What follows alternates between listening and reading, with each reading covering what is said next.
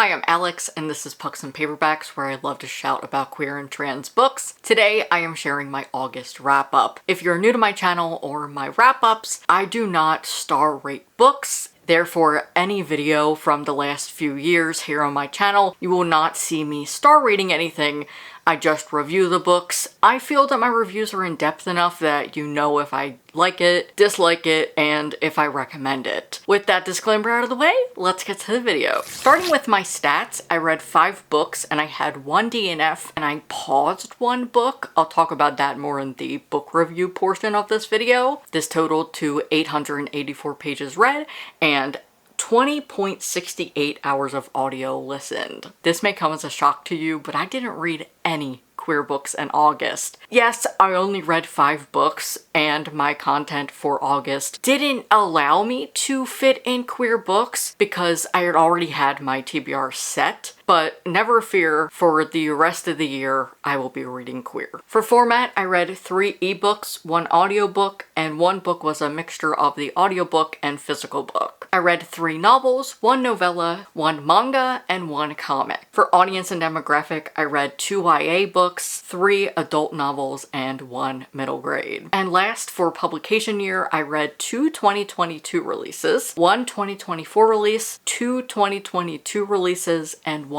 2021 release. No 2025 releases for August. I normally read backlist titles, but I didn't read any new releases this month, though I am in the process of reading a few. I just didn't finish them in August. Next, I'll be going over my reading challenge progress. This is a good time to mention in August, I posted my quarter 2 reading stats. In that video, I go over my whole reading challenge progress. I talk about a challenge that I've recently completed, how I'm doing on certain things, so if you're interested in that, the video will be linked up above. For August, I completed the buzzword prompts, never in the title, with the book The Cat I Never Named. And for the cover challenge, it was transportation. I had a book in mind, but I just didn't get around to it. So I was able to substitute Cat&Cat Adventures because there was a hot air balloon on the cover. I mentioned in that video that I'm not doing Pop Sugar anymore. I have completed enough of that challenge that I don't need to complete anything else, but if I can, I will. I was able to complete a bonus prompt with She and Her Cat. The prompt was a book of interconnected short stories. That's all the reading challenge progress. Let's get to the books. Like I've done for the past couple of vlogs, I'm going to continue sorting this by video. I only read 4 reading vlogs this month, so that is the best way for me to tell you the books, and then I can also share what vlog they're in. Starting with my vlog where I read books about cats. Leo's Gotcha Day was this month on August 14th, and on August 8th was International Cat Day. I didn't get the vlog up by those dates, but I thought August would be best time to celebrate my love of cats. For the vlog, I started with Cat&Cat Adventures, The Quest for Snacks by Susie Y. This was a middle grade comic about 2 cats who are on the quest to have more snacks. They go on this fantastical quest, meet different animals and cats along the way. I thought it was humorous and fun. I recommend it to any cat lovers, especially that have children. I think that any kid who loves cats would love this. I sure would have loved this as a kid when I was obsessed with cats. Next, I continued in the manga series Cat Gamer. I read volume 2. I really love this series. If you are a cat lover or have been a previous cat owner, I think you'll really enjoy this. It's funny, but I also love how the characters are learning more about why cats are so special and the importance of them, plus just the shenanigans of seeing somebody who has never had a cat before just learn all about this cat is so fun. And the cat in the story is a tuxedo cat like my cat Leo. Like I said, I really love this series, but volume 2 stood out from volume 1 because we got some panels from the cat and got to see his voice. I thought that was really interesting. There's a specific scene where he goes up on a shelf and is about to knock down a bunch of valuables, and that gave me so much anxiety because I've been there. But I liked getting to see the cat's perspective and some of his dialogue. This is a really funny series. It's sweet and wholesome, but also cool just to see the perspective from somebody who doesn't have cats as a reader who has had cats my whole life. If you want to know more of my thoughts and my initial reactions, go check out that vlog. Next, I read the short story collection She and Her Cat. It was translated by Ginny Tapley Tekimori. It's written by Makoto Shinhai. You may know their movies. And Tabuchika Yamagachi. This is another book that incorporates cats talking. We get to see the perspective from the cat and their owner. So there are 3 or 4 women we're following, all in different paths in their lives, dealing with loss and loneliness. We get to see the cat's perspectives, where they go, and how they feel about their owner. I thought this was a really sweet collection. It wasn't my favorite thing, but I would still recommend it. Content warnings for blood, mention of death, mention of a character having dementia in the past, animal death not on page but briefly mentioned, ableist language, and comments. Next is my DNF. I DNF'd the book Like Cats and Dogs by Lizzie Shane at 30%. Definitely go check out that vlog because I share more why, and I read the passage that made me stop reading this completely. This is a rivals to lovers small town romance set on a baking competition show. It's an arch rival season of this popular show, and we have Mackenzie and Magda. They once had a relationship when Magda was 18 and he was 24, and there is just some really uncomfortable language that I did not like. I was really confused what the ages were until I read a little bit more and I got to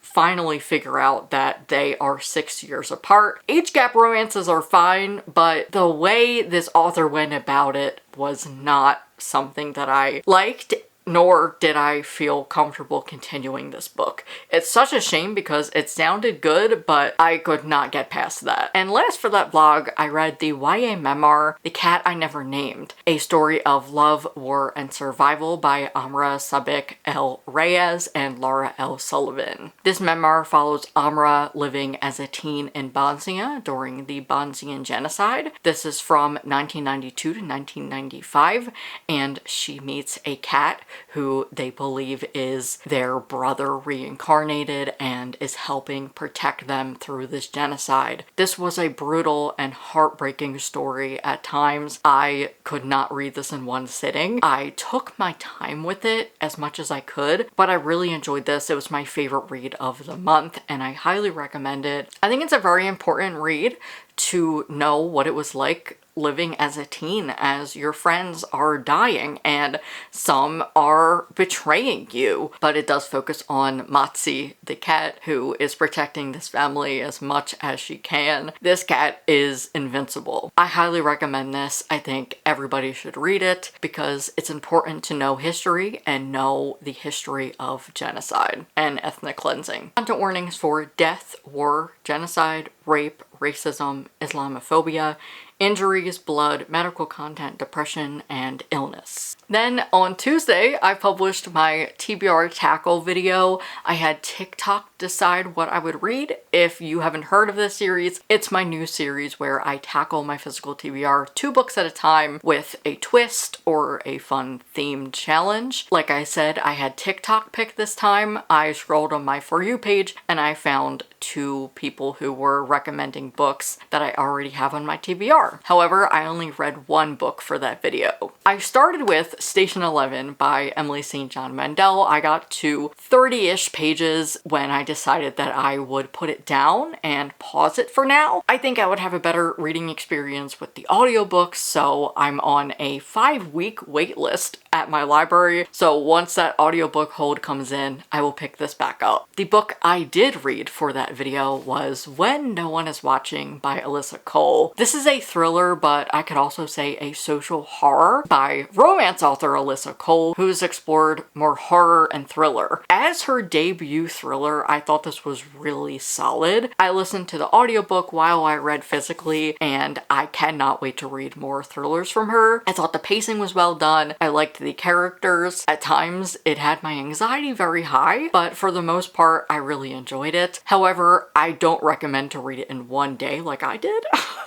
But I really appreciated the story. This talks about gentrification in a black neighborhood. We're following Sydney, a black woman who has lived there her whole life, and she is seeing how white folks are infiltrating their neighborhood and that the corporations are complicit as well. Meanwhile, her mother is sick and she's just dealing with so much. While she is on a guided tour of Brooklyn, she starts to get really upset because they are not telling the history that she knows. So when she gets in a fight with the tour guide, she decides she's going to make her own. That's where she meets Theo, a white man who lives in the neighborhood with his ex-girlfriend Kim, who is a horrible racist person. This is a dual perspective following Sydney and Theo, so we get to see how they come together to figure out how to stop the gentrification and what's going on. Sydney is getting really paranoid. Her friend is not answering her, and a lot of her neighbors are just disappearing, even though she just saw them yesterday. People are not believing her and saying she's just paranoid, but she knows she's right. There is so much going on in this. It's very layered and complex, but I highly recommend it. I really enjoyed it. Content warnings for graphic racism, gun violence, and death, moderate police brutality, death of a parent, forced institutionalization, minor mentions of slavery, emotional abuse, and sexual content. I got the content warnings on the story graph, so they may not be 100%, but that's all I could find.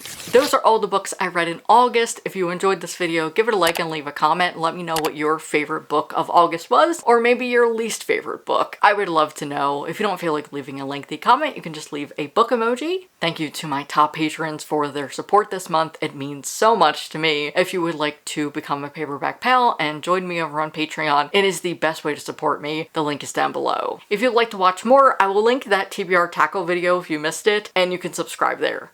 Bye.